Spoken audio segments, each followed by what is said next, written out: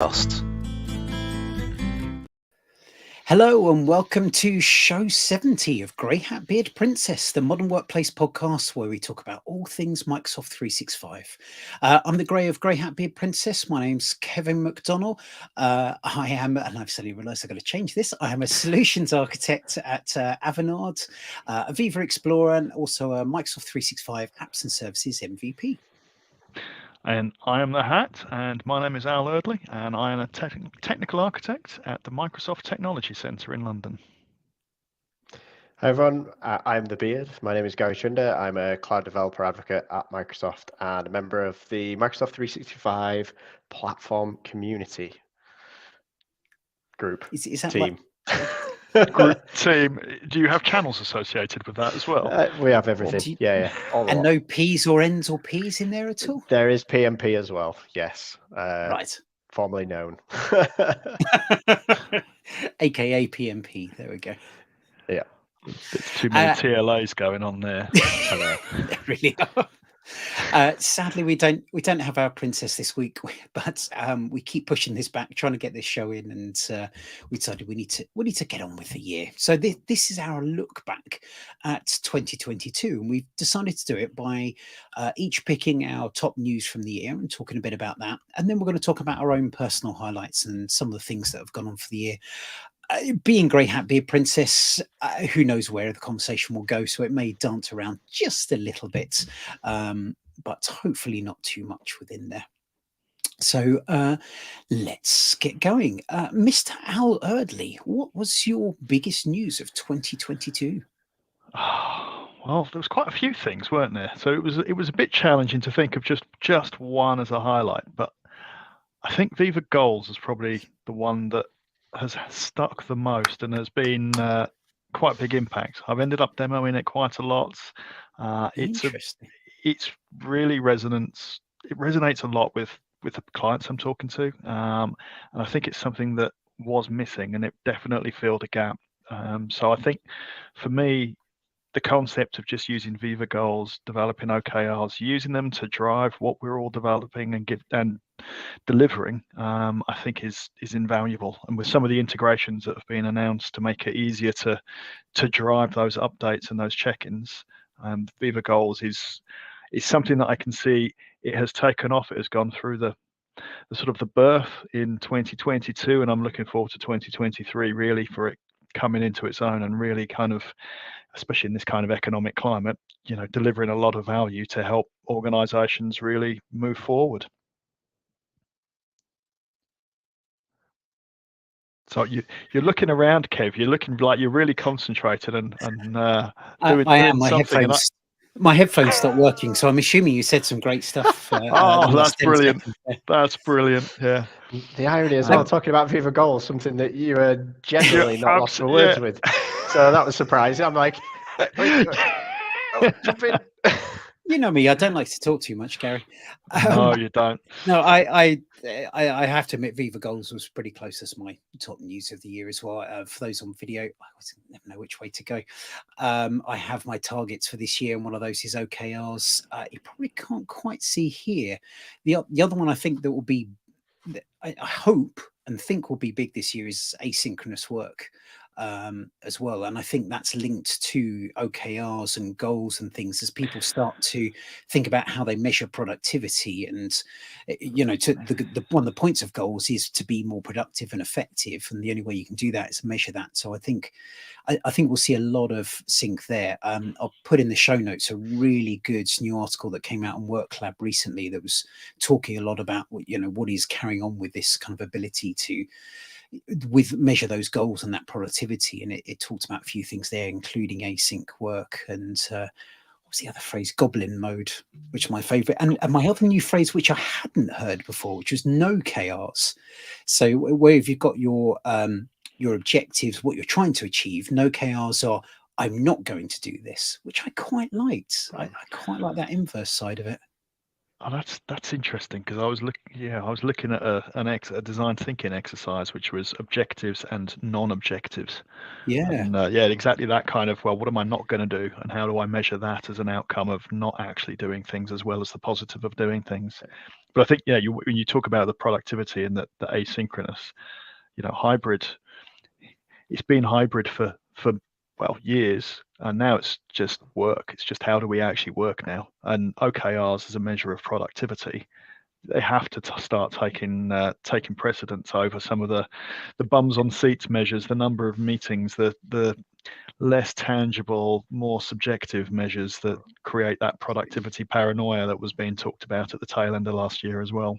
And I think that's where a lot of this came from, is that kind of paranoia. For those who either didn't see or can't remember that, it's the fact that I think it's 87% of managers think their staff aren't doing enough work, and 85% think of people actually think they're doing too much work, and it's that kind of mismatch between the two. I may have got the numbers slightly wrong there. 87% of employees report themselves as being productive, whereas 12% of leaders have confidence that everybody's being productive.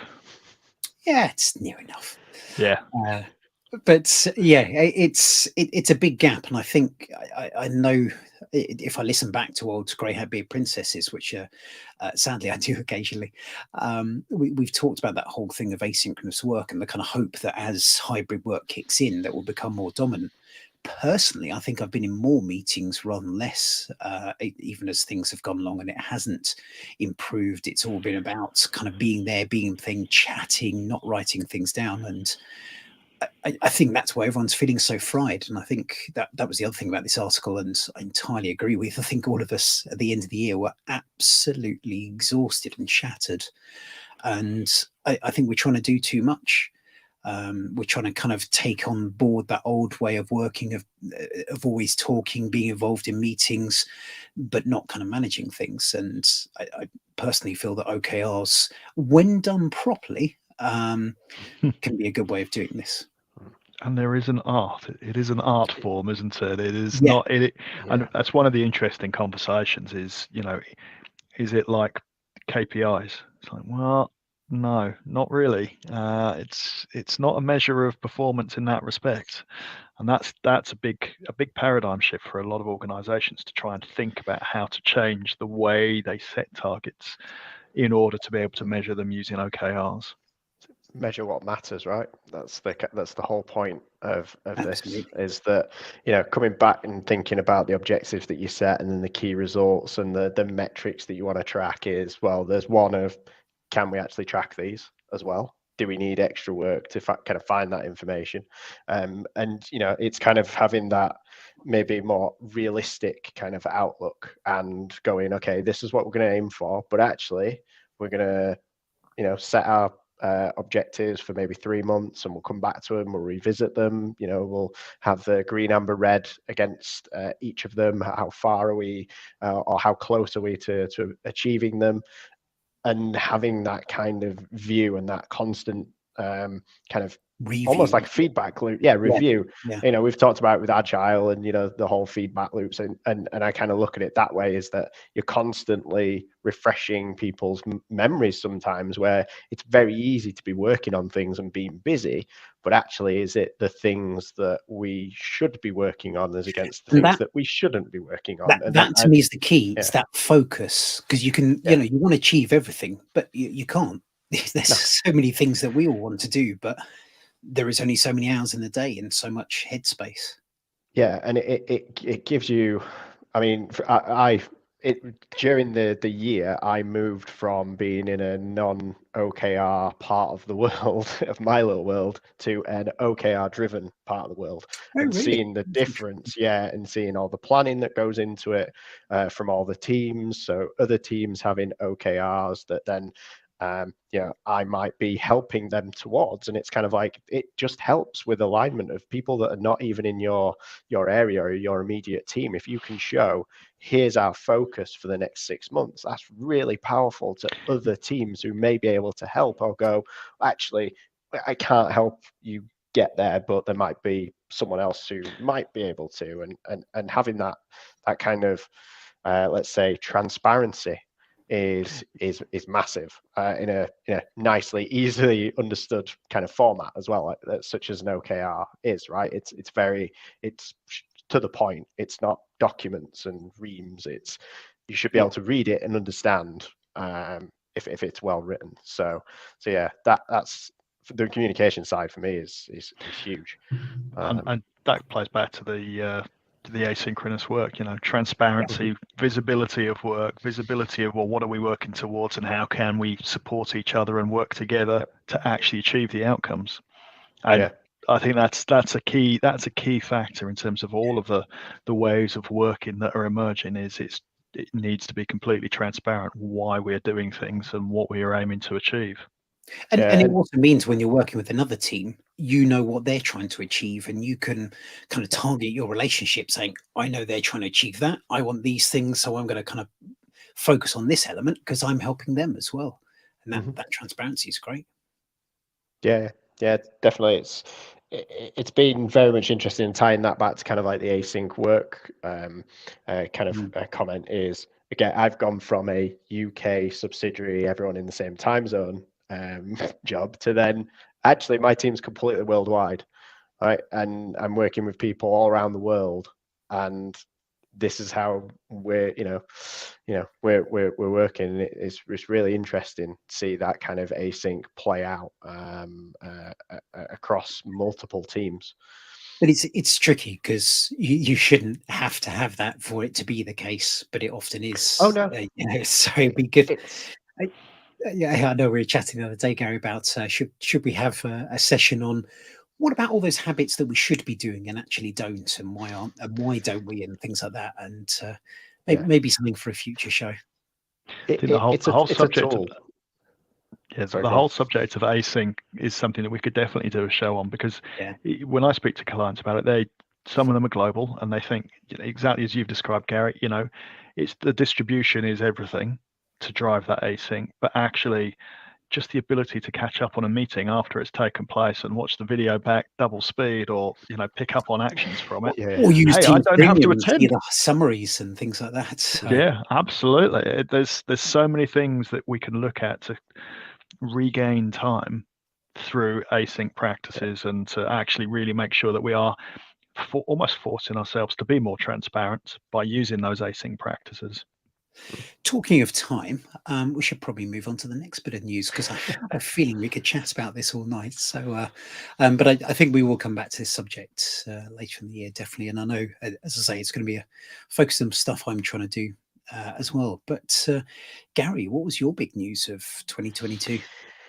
Yeah, so mine was the actual I guess general availability release, some say finally, of Teams Toolkit, which has been worked on for quite a while, for building apps for Teams. It's been through many iterations. It got released. It was moved out of the preview and into general availability in May at Build. And seeing the tooling being able to enable you to build a Teams app, have that running from a development point of view very, very quickly, taking away a lot of the pain points of what people have kind of experienced over the last few years. Seeing that and being able to then go, okay, yeah, we can make Teams development a lot more accessible as well. Make things like less complicated, and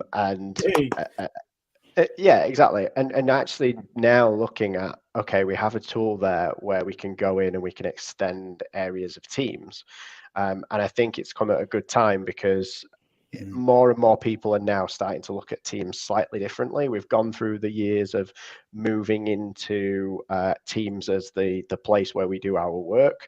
Sometimes that has been kind of willingly, in others synchronously or asynchronously. Both. It was we need something to help us through this pandemic, and everyone moved to Teams, and there was lots of work there, but it wasn't necessarily in the development area, because that was a secondary thought. In most cases, I think it was more a case of getting on the platform, using it, learning how to run meetings, have calls, use the chat channels, Teams. It's a big thing, as well as security and all that. And then now we look at it and go, okay, we're most I say companies have been using it for a few years now. It's like, okay, how can we extend Teams to get information to us quicker, and just improve the way that we communicate? And then, Teams Toolkit comes along and it just enables the developer to be able to do that much easier than they have been before. So that's been really interesting to see how that's really improved throughout the year. And I think it's interesting you're talking about easier, because I think the point of apps is to make it easier, to reduce the amount you have to jump between different systems. People are spending more and more time in Teams. Make that the launch point to get the information people need, and that's why Teams apps. And it's funny that Teams Toolkit actually makes it easier to build those Teams apps as well. And I was a little cynical, if I'm honest, when it first came out, because I know Yo Teams was out there. It was pretty easy command line to kind of spin up new apps, and I couldn't really see. I was a little worried this was, with all due respect to my two co-hosts here, Microsoft's trying to rebuild something that already existed in the community and go their own way when it already existed there. But I think they've kind of taken the ethos of Yo Teams and they haven't stamped all over it, because you can kind of use both together and you can do the deployments, you can manage. It's more about managing the end-to-end stuff, which was always horrific. And trying I was about to say trying Yo Teams. Trying Teams Toolkit is just a lot easier. Now, when I've been playing around with apps, playing around with the bot framework, it's where I go to, because it just simplifies things. So it's not where you have things like the Graph Toolkit, they're very much a kind of set of tools to help the development itself. The Teams Toolkit goes broader and makes it easier and wider as well. So yeah. Yeah, it just, like I say, it just handles the bits that are going to take time. The initial setup, registering, or like if you've got a bot, you need the bot service, you need the Azure AD registration, you need the tunnel. All those different IDs. Yeah, when you restart something, the tunnel URL changes, you need to update the manifest and have that happen just automatically in the background. Something as simple as that, it just saves you so much time. And then adding on top of that, having the templates to go, right, I need a bot, or I need a message extension, or I need a tab in an app, and just be able to have something there to show. Because previous to that, or using Yo Teams, and kind of using the community tool, you're going through and doing loads of manual steps, or you'd have to automate it yourself. And it's yes, it was there. Was it the best experience? Not really. And now it's that experience has kind of been made so much better. And now to the point where it's kind of like, why would you go back to using the old methods when you can get something up and running very quickly? And it just went GA. There's lots of things that are happening and updates as well. So I know from what you said, Kev, it was like maybe a little bit of cynicism when the release happened, because I said at the beginning, it was finally it went GA. There's been a few iterations, but I think it's a good time to kind of jump back into Teams Toolkit if you used it previously. So yeah. And I think one of the things that certainly that I'm seeing with a lot of clients is that we're kind of through what hopefully is the worst of the pandemic and the impact. So people are looking at, well, actually, how do we make the most of it? Because you said, everybody now uses Teams. Not everybody uses it well. Not everybody uses it because in the same way consistently, and anything that can kind of enhance it. Because depending the direction of travel that clients took to get onto it, did they come from Skype, or did they look for something that was a better collaboration platform? Those two journeys have been quite different in terms of the features that have been taken up by those clients. And then you get Viva connections and things like that. It's how do you really make it start to deliver more with less, and make it easier as an end user experience as well. Yeah. And being able to customize it is absolutely essential. So Teams Toolkit, it's great to be able to have that ability to actually more easily create those customizations. But no one does dev anymore. It's all Power Platform. Anyway. That's another show. Fusion, I think, is the word you're looking for, Kev. That's right. That's true. Moving on to the third one. So my favorite news from the year, and obviously, being a Viva explorer and obsessed with Viva, my biggest announcement of the year was Microsoft Syntex. So a rename, basically. But no, for me, the announcement, I think it's one of those times where the rename makes sense. And I think SharePoint Syntex was lovely, but hadn't really taken off. It was kind of vaguely known and fitted certain scenarios very, very well and on there, but people didn't see it as a kind of mainstream tool. It's funny, I was looking at one of my old blog posts, I think it was from start of 2020, and it was saying, I'm looking forward to Project Cortex, but I don't think Cortex will become mainstream. I think it'll find a niche and stick to there. And it felt up until the Microsoft Syntex announcement, that's kind of where SharePoint Syntex had got to. Very nice, people liked it, but it hadn't really taken off. And then Microsoft Syntex comes on, kind of increases the scope. It's not just talking SharePoint, so it's going wider. To me, there was two big things. It was the content lifecycle, so being able to do backup, archival, having that in the system, having something not necessarily out of the box, but certainly tied in with your existing licenses, your existing relationship, changing that payment model to pay as you go. So you're paying on a per document basis for those things, and bringing things in like e-signatures, the kind of thing that if you want to go deeper into it, there was tools like DocuSign and Adobe Sign that you could bring in there. But now you can kind of use the Microsoft products for that. If you want to keep it all in one area that you know and trust and have gone through that approval, you can get the majority of functionality. And I think the shift towards content AI as well, and talking about the kind of focus it's going to bring to managing your content within there. Al, you were talking about everyone using Teams not necessarily in the right way. I think governance is a huge part of that. And I think Microsoft Syntex is bringing out that kind of focus and saying, well, yeah, we can spend lots and lots of money and bring in lots and lots of people to sort out governance. Let's try and make that easier, and not just do it up front, but continuously doing it and use AI to try and help make that easier. And I think, to me, the Microsoft Syntex stuff was pushing towards that, was bringing that focus, bringing that forward as a main priority on there. So I think the announcements are fantastic. The capabilities it's brought with those e-signatures, things like bulk translation, the items. I did a video last week about how you can use pay-as-you-go to process receipts, and just how easy it's making some of those things. But I think it's more that ethos, that push towards better management of your content using AI to focus. That is probably why it's my big topic of the year, really. I think you're right. SharePoint Syntex, with the SharePoint name in it, it kind of felt limited to what it could do and the scope. And that change in scope is really important because, as with a lot of the other announcements in 2022, it's bringing in that layer of AI to help things and to broaden it and to make it more accessible, to make it easier to actually use some of this technology.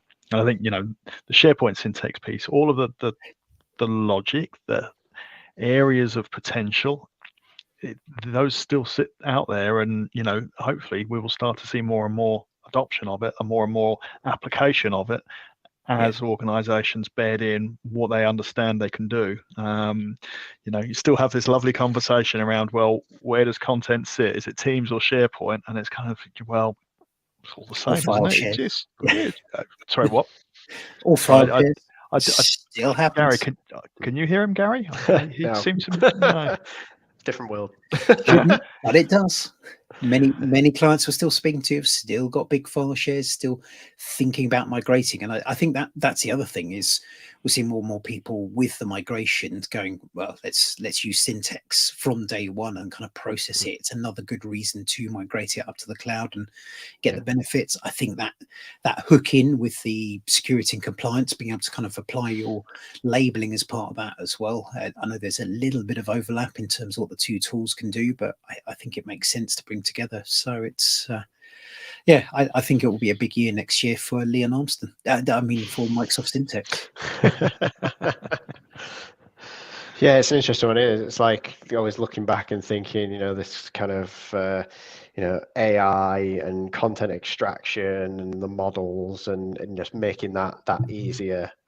Just say, saving time, right? It is just that's, in some cases when we look at syntax, that's one of the big things. So, when you're talking about migrations of getting documents, out of file shares, maybe into SharePoint, is doing that up front, getting the data out, and being able to use that, and then using that technology to extract the information and then being able to surface that where it's relevant, and then easier for employees to access that information as well, obviously in a secured way, because we talk about productivity all the time. Well, we spend half of our times just trying to find stuff, right? And the whole kind of AI, and we're seeing it now with GPT, is that ability to really return amazing amounts of information about really random stuff on the internet. But imagine doing that in your organization, of just asking for information and you've just got tons of it, right? That would be incredible. There's an idea. If we could bring GPT chat and Microsoft Syntex, you could do a migration in the style of Terry Pratchett and things like that. This could be perfect. It's interesting. I think there's a bit where it's like AI is happening. There's a lot of things that have just had to happen because, well, we've already talked about that. There's reasons, and now it's kind of looking at it and going, yeah, some really cool stuff here that we can really take advantage of. Yeah. And now it's kind of like, yeah, let's kind of look at it and do it, because we've, as Al optimistically said, we're kind of over the worst of it, maybe. But glass half full. The next thing soon. Exactly, yeah. You can start to take advantage of these things, which the Syntex name, SharePoint Syntex, Microsoft Syntex, been around for a little while. Maybe now it's the time where, like with Teams and Teams Dev, which I always talk about, is like it's a bit of a lag, and people are starting to look at these things now and driving forward. So, yeah, very interesting. Now I think it'll be a good year for that next year. You touched a little bit on GPT chat. I think AI and they're kind of bringing those models into things were a big thing from last year. It was all the things with. Now I never know how to say this. Is it DAL-E? DAL-E? DAL-E. Yeah, it's DAL-E. Yeah. On Not there, not the Spanish surrealist. Well, I don't know. Some of the version that I did the what do they call it? The Christmas. What's the thing that Gregor Suti does? The festive calendar. Yeah, I did one of those, and I decided to use Microsoft Designer to kind of generate some appropriate images for it. The most terrifying elves I've ever seen, but I left them in just for comedy value. But I think we had Microsoft Designer last year, which has kind of brought DALL-E there. I think we're hearing news this year that GPT chat's going to be embedded into Bing and possibly Office as well.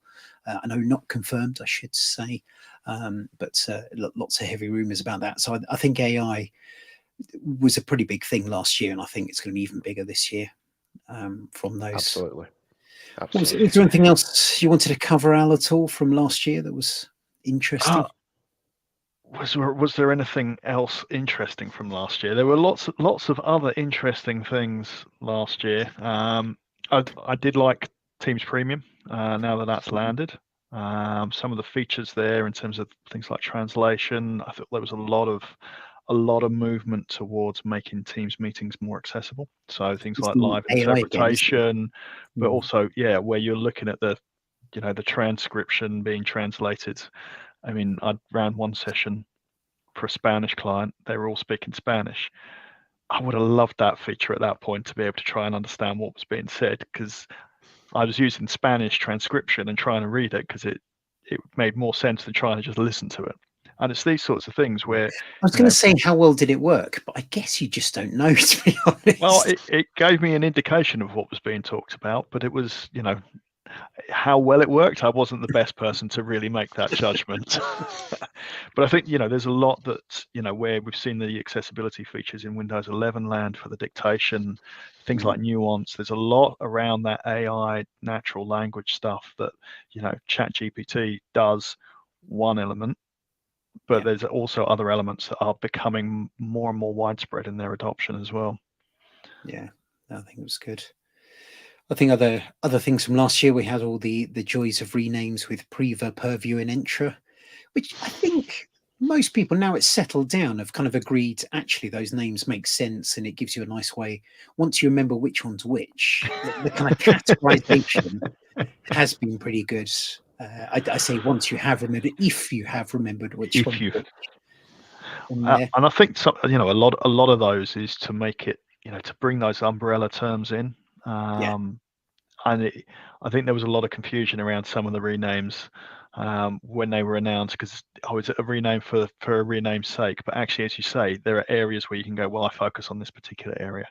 Yeah. Let's talk about this particular area and this group of capabilities that sit under this, and it does make a lot of logical sense Yeah. to be able to talk about them together. It is quite nice looking back and kind of feeling the outrage at the time and looking back and going, actually, no, it wasn't that bad. Although there were some things that I kind of look back and go, yeah, there's still a bit of outrage. Gary, you mentioned the graph APIs you have to pay for, talking about controversy. Yeah, I guess it's the having paid for APIs, so certain endpoints, actually having a charge, a consumption charge. Having those come out and then a model of, okay, there's different ways of this being charged as well. Yeah. It's something that organizations are kind of, I guess, getting their head around, that this thing actually exists now.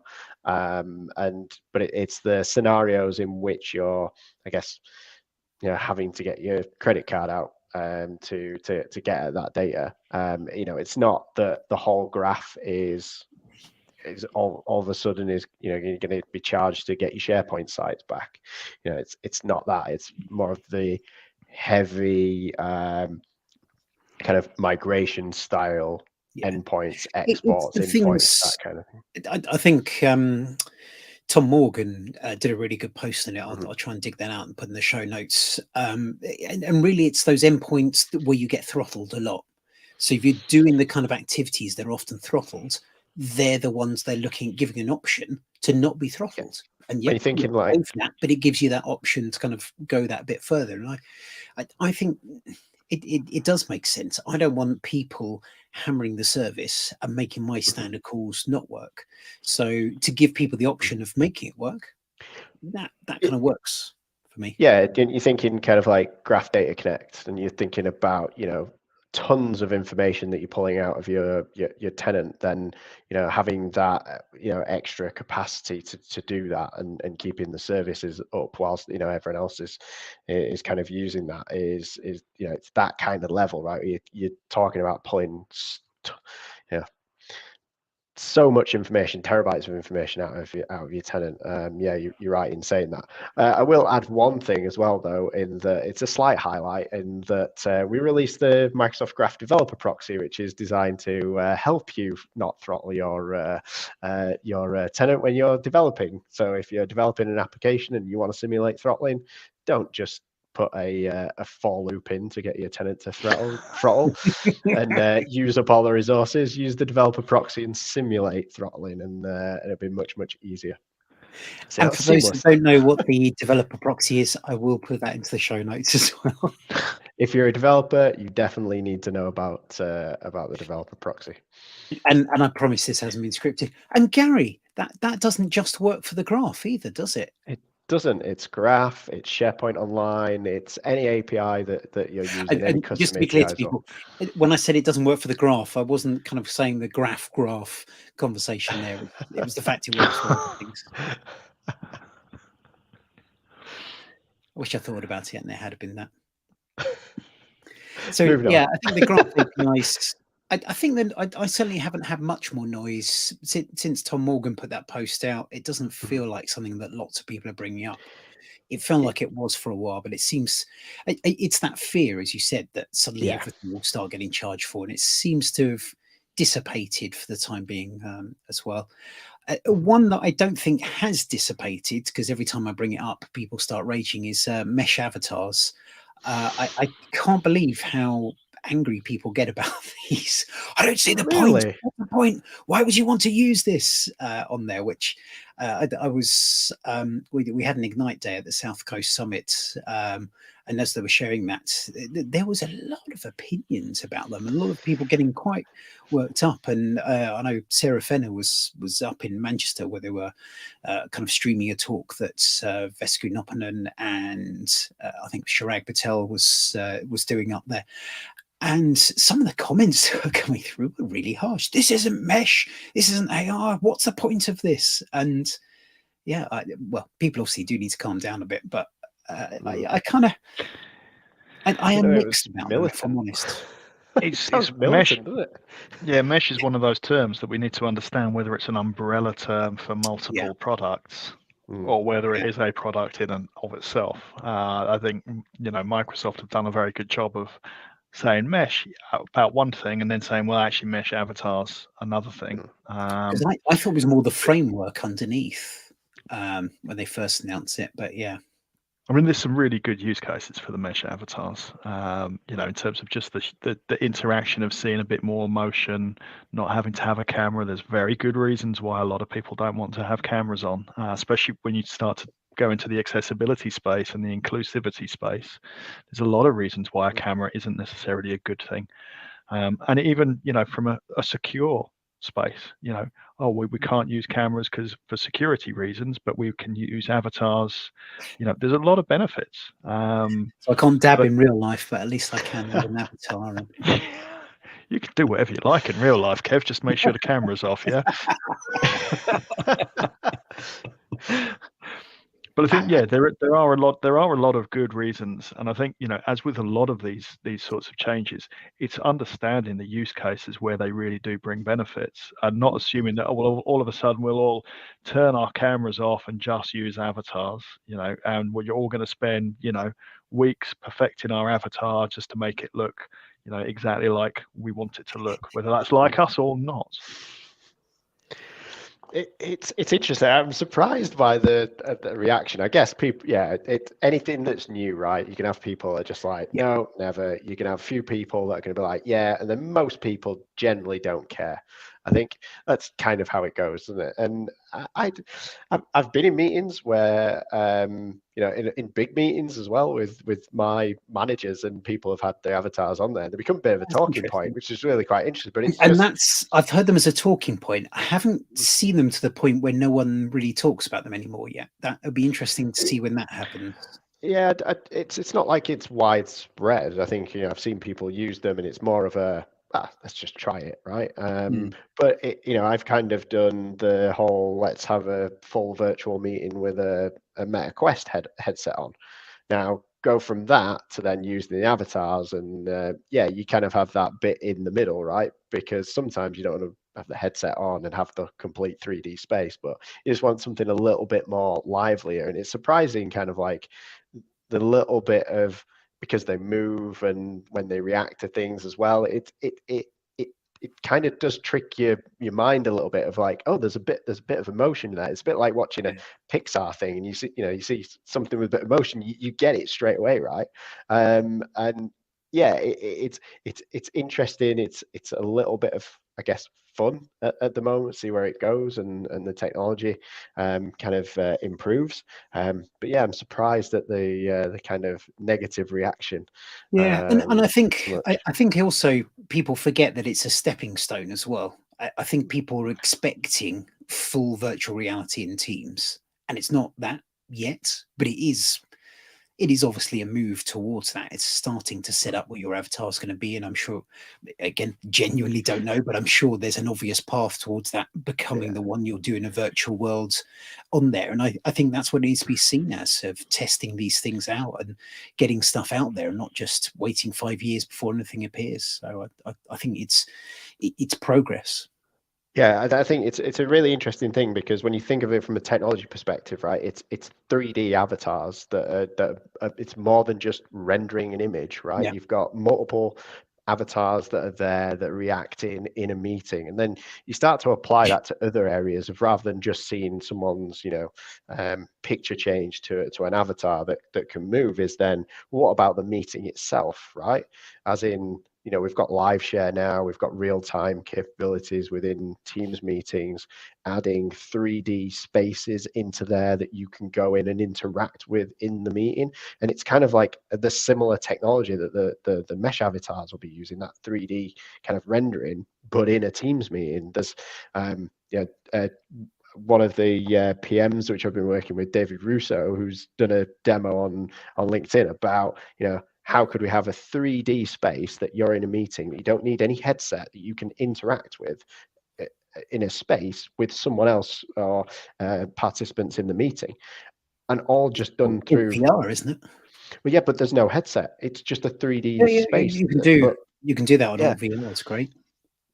But it's kind of like, take that technology and just apply it in a slightly different way. I think that's the other side of it, where you go something that's a bit more interesting and potentially gimmicky. Actually, the technology behind it can enable lots and lots of other use cases when it's applied differently.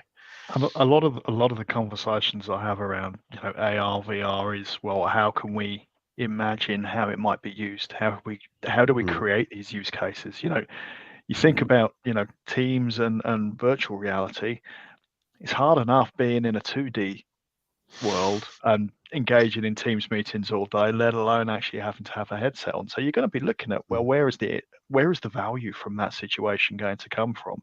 And that's the exciting thing, to go, well, actually there is a different way that we can interact.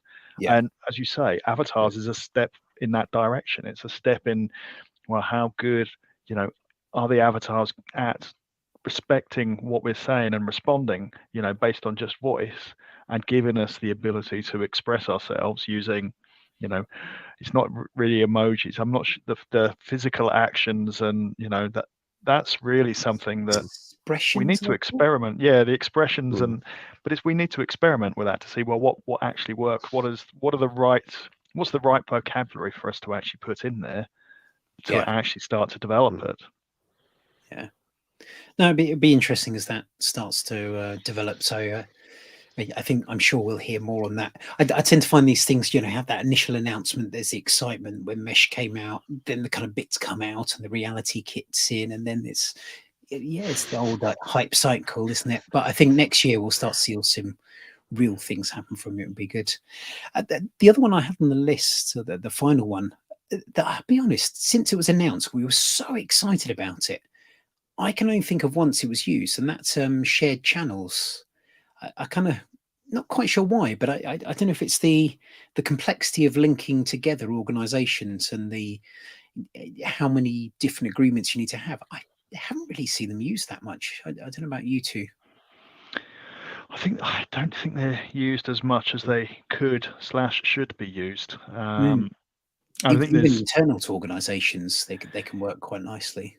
They can work incredibly nicely internally, but then you have the same kind of limitations that you have on the private channels in terms of the numbers that you have in a team, which is one limitation. But I think the idea of being able to have a shared channel where you can invite different people in is incredibly valuable, and it needs to be expanded out a lot, because I think one of the key challenges that organizations have is, how do we secure and trust the way we collaborate with external organizations, and that goes for those large multinationals with multiple tenants and those those larger organizations who are there to collaborate and deliver services for other organizations. Yeah, absolutely. So probably for me, that disappointment of the year, not so much in the actual product, but in how it's been used. And there was so much excitement about it, and then it's just kind of gone vroom. So maybe we'll see that gradually bounce back. And I think everyone's waiting for the new teams, basically. I think is the long story to that, but I will keep quiet on that one. So we'll move on from news into the personal side of things. Gary, what was your kind of personal highlights? What would you hold up as a thing you're like, yeah, that was a good moment in the year, or good thing? Presenting at Build, by far. That's well, I say that's an easy one, but I kind of I put saw you two beforehand. together. It wasn't. Yeah, I kind of put two together because at the same time I was presenting at Build, I was going into my new job. So I was moving out of consultancy, which I've done for about a decade, into something completely new. And it just so happened that Build was kind of bridging the gap as I was kind of still doing my old role as a consultant and then moving into cloud advocacy and then being able to present at Build at the UK Spotlight, which was amazing, but the most terrifying thing I've ever done. You know, maybe being a bit naive and not realizing the scale of a Microsoft live event, having never experienced it really, apart from kind of going to kind of, like the Future Decoded and, Ignite the Tour at the Excels, and you just kind of walk around and you don't really take that side in. But yeah, seeing the amount of production and backroom support people that go into those events to then It was the having, makeup lady that made me chuckle. oh yeah, that threw me a little bit. Yeah, 5 minutes before you go on, and oh yeah, it's makeup time. And yeah, being on a stage and cameras and the warm lights and all that kind of stuff. It was terrifying. I think once I got up there, I was fine. But yeah, it was definitely something that was really memorable. Having some balding grey hair bloke gurning at you a couple of ways back probably didn't help either. Yeah, there's some friendly faces in the crowd. That was nice. And then God knows how many thousand people watching online, which is kind of scary. But yeah, that was fantastic. And I think as well, it was the first time that we actually met for a long time as well. Just the three of us then, sadly. It was just the three of us, but yeah. No, we were Grey Hat Beard Princess then, weren't we? Yeah, because it was May. Yeah. So it would have been so yeah. That was a huge highlight. Got to meet a lot of people there because I think it was one of the first events that was actually done as an in-person as well. So that was definitely really, really exciting. So yeah, definitely my highlight of the year. That's fantastic. So for me, my highlight, it's kind of a long one. I think the chance for all four of us to meet at the South Coast Summit, it was great fun, and it felt very strange being actually all there in one place. I know we all kind of met up at different points during the year, but have us all in one area together was nice. Just a shame our calendars didn't mean we could record a show, but such is life for the last year of everyone being too busy. And it's funny saying goodbye to CPS last year. I was going to say it's a highlight, probably a low light. It was very sad to move on to them and say goodbye to so many people. But it was kind of an evolving highlight, having got the MVP the year before and then kind of taking through that, really focusing on Viva, forming the Viva Explorers. Joining the Viva Explorers with sort of Leslie and Sarah kicking all that off.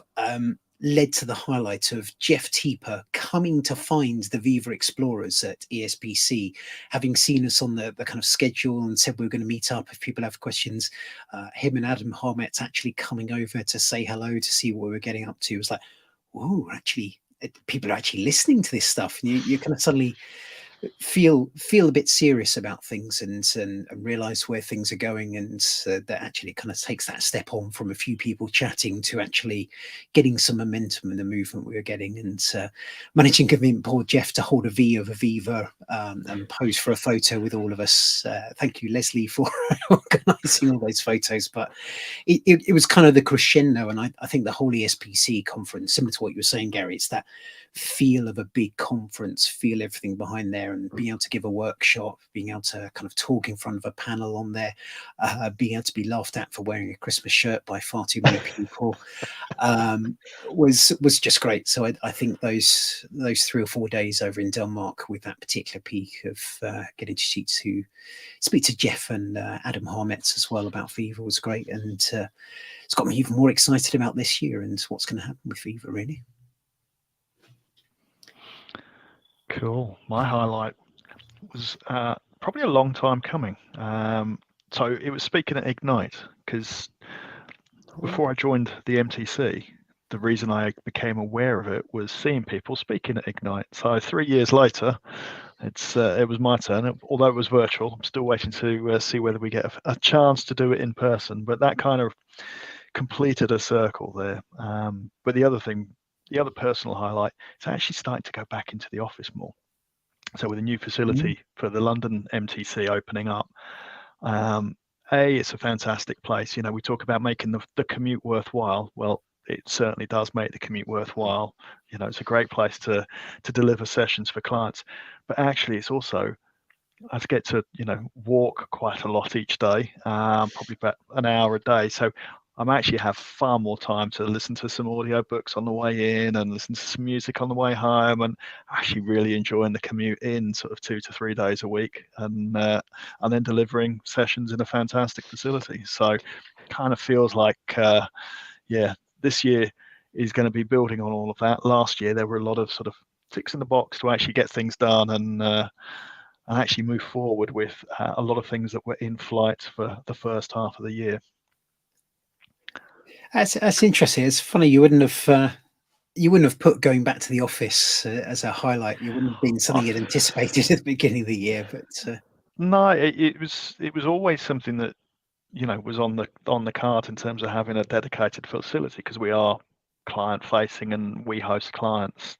But actually, and we were doing it in Reading, but it's much nicer to not have to drive anywhere and just to be able to, you know, have much nicer not to be in Reading.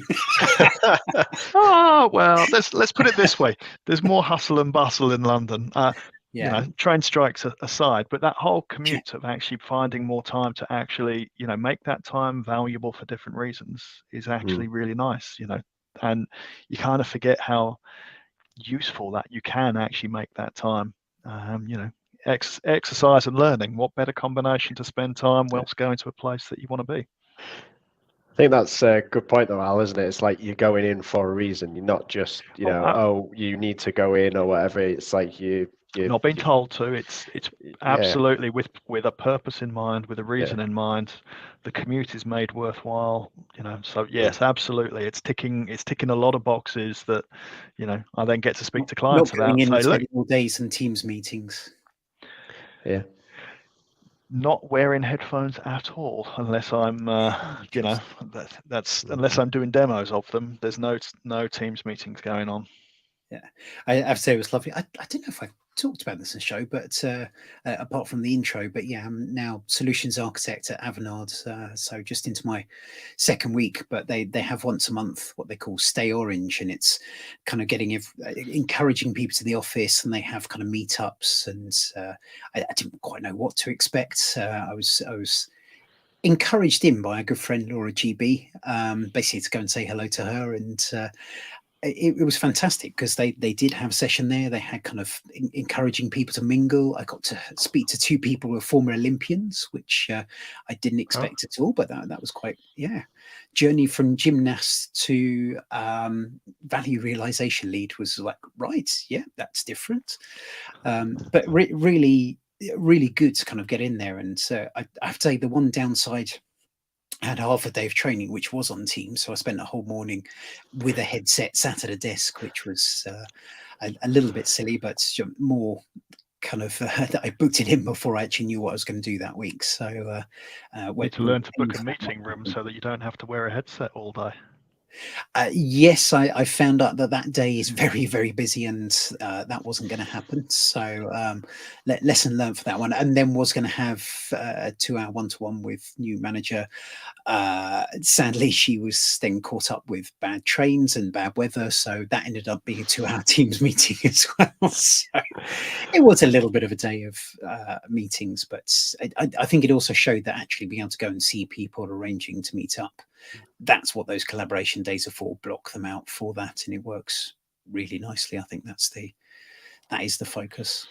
Yeah, that is the secret. Only speak to people who are physically present. Yes. Yeah. And I'm just thinking, what is an office? What is an office anymore? It's like I'm the opposite. I just don't go anywhere anymore unless it's a conference or I'm speaking. So yeah, there is no office to go to for me, which is it's kind of strange not having that, because even when I was in consultancy before, I might go drop past through Paddington and be like, oh yeah, I'll drop in there and do a bit of work. And now it's like, nope, don't need to go there anymore, because this is the other side, globally split team. It's not like we all get into one place easily. Yeah, it's interesting to do you miss it, or? No. sometimes a little bit. It's different. It's different. It's different. Yeah. It's different work. That's another key thing. It's easier to kind of, collaborate with people when you need to, work on your own when you need to. But then, there are those elements of, I do like to get out and speak to people as well, but that my options are, well, try and go speak somewhere. So, like European Collaboration Summit next year, get that one involved, so I don't have complete, FOMO of you talking to Jeff Tieper and Adam Harmetz at ESPC, which was terrible. I'm just gonna say that's the downside of working remote all the time and not being at a conference that everyone's at. Social media is a nightmare. You just turn it off. Yeah, it's like going into D&D mode. Just turn it off and don't get distracted by it. Yeah, for the next week, I will code.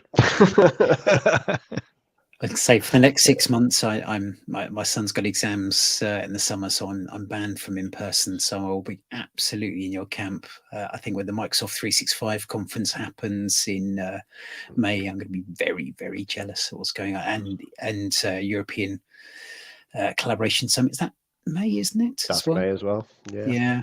Those are going to be very, very hard. No social media for you in May then. Yeah, you know me. And now I'm gonna drop this because we're kind of coming up to the hour mark, and it feels nice to kind of maybe finish around the hour. Al, what's your plans for this year? What do you think is your big focus going to be?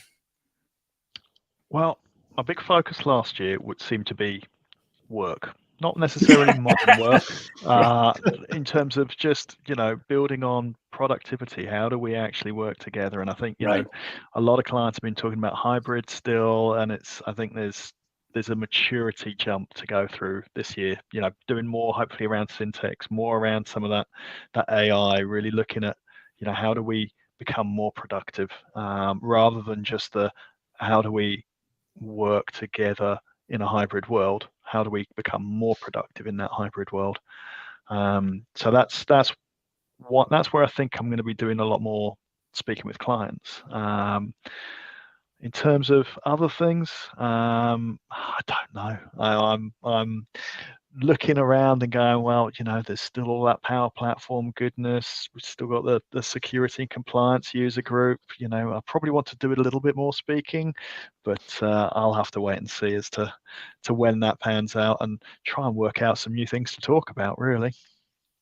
Well, you are one of the Viva Explorers now, so you can wear that. Yeah, so I absolutely love the community day in Manchester, and I think I thought that was a really good session. And I think one of the things around the Viva Explorers is, and I've been doing this with clients, is broadening that audience, not talking to the techie folks, talking to the non-techie folks. Whether it's I'm looking forward to Microsoft Places as well. Talking more around facilities and seeing how the more data-driven decision-making and portfolio management ties into behavior in Viva. I think there's a lot more potential coming in that space. So I'm really looking forward to see how Places pans out, and how we put to bed the questions of, well, what is hybrid, to, well, actually we've got something that really makes that whole hybrid conversation so much easier for an employee to go, I know how to use the technology to help me be more productive. It's what is good work, isn't it, rather than what is hybrid? Yeah, it is. And I kind of joke now, it's not necessarily just modern work. It's been modern for long enough. It is just work now.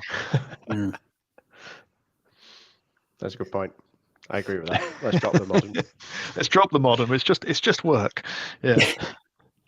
I think for me, well, I've got my I keep doing this. I've got my aims behind me there. So looking at OKRs, knowledge management, which I'm going to be intrigued to see how topics and syntax start working together to kind of surface the right knowledge to people and kind of so you can categorize content with syntax and make it findable with topics. I think that's, if you pardon the pun, that's going to be an interesting topic for this year as well. So I'd love to see that. I'm certainly going to be continuing looking at OKRs, and I touched on the talk about async work and bringing that together, and no KRs, which there was another one on I was listening to the Work Lab podcast. It's similar to that no KR story where you did we talk about this before with the recording or during? I can't remember now. So just in case it was before, no KRs were not what your objectives are, but what your objectives aren't. So sort of saying within there, let's not do these things. I want to make sure that I measure myself not doing this as well, which I thought would be interesting view. And on the podcast, they also talked about having a failure CV. So where you have your CV, this is all the things I've succeeded. Have a failure CV so that you can learn from the things that you haven't done so well. So I've got that on my list of things to kind of get and look at and think about, and just how I can improve as well.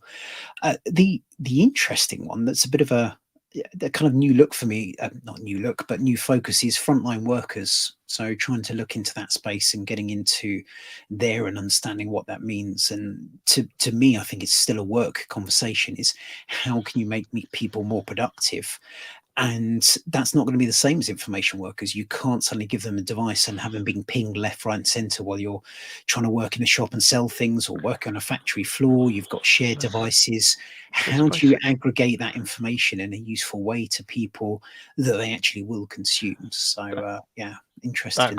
That whole conversation is a really interesting one, because it's a completely different mindset. And for us information workers who are so used to having a laptop screen in front of us, just try working on a phone all day. That'll give you a bit of an insight into what frontline worker feels like.